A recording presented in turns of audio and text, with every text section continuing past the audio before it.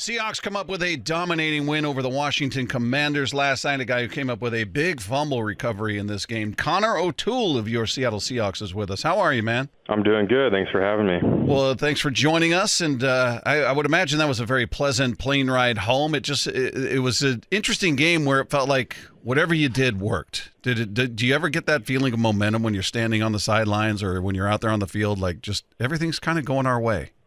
Yeah, no doubt.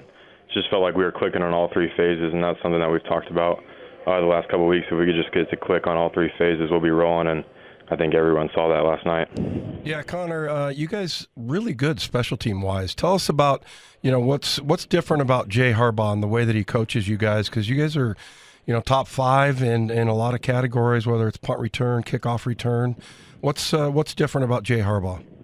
Yeah, he's great. I mean, he's probably one of the greatest minds out there, and just the spots that he puts us in, he sets us up for success each and every week, each and every play.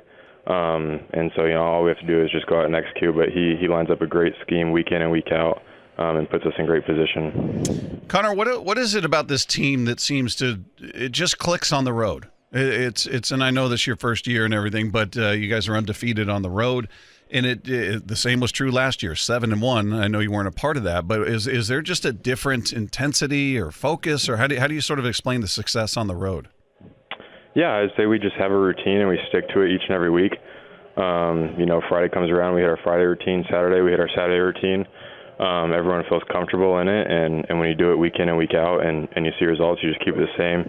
I just always stay loose and focused, and let the results speak for themselves.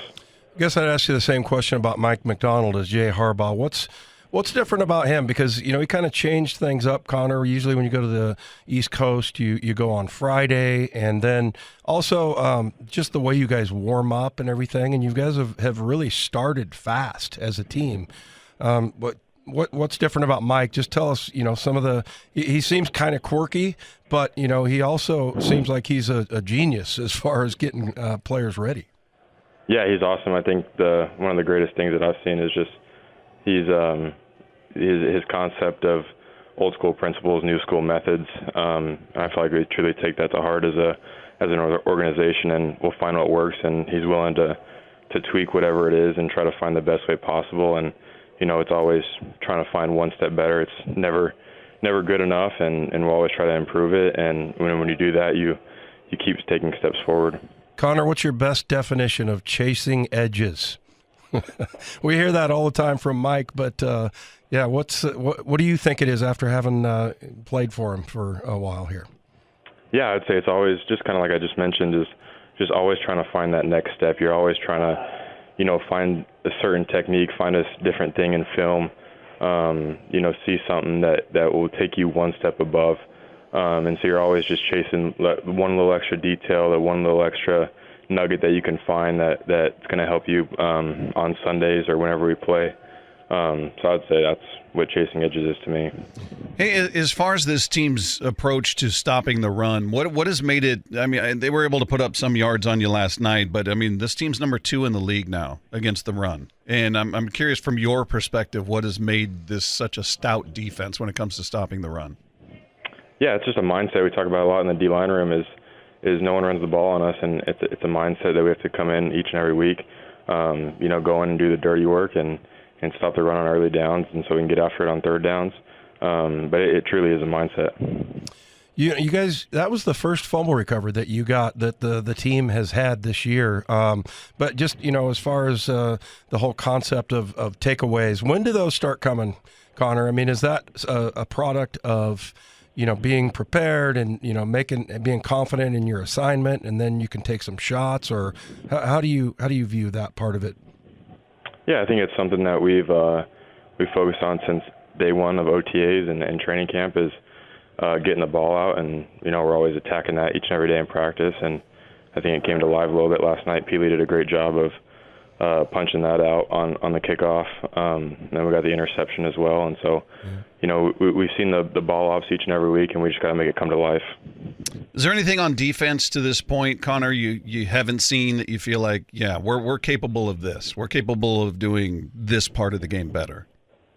Yeah, I think it's just consistency in all aspects. I think we've had glimpses in all areas, and we just got to put it together and click on all cylinders.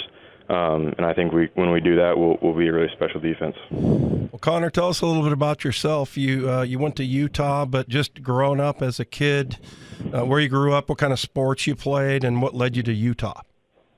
Yeah, I grew up in Albuquerque, New Mexico. I was a kind of a three-sport guy. I ran track, played basketball, and football, obviously. And man, that's home for me. I love it out there. Went to Utah. I played receiver when I first got there, and I knew when I went to Utah there was a possibility of making a switch over, and I think it was my redshirt sophomore year that ended up switching to the D-line, and just been running with that ever since. You feel like it's more fun to hit somebody rather than be the guy they're trying to hit? Oh, yeah, most definitely.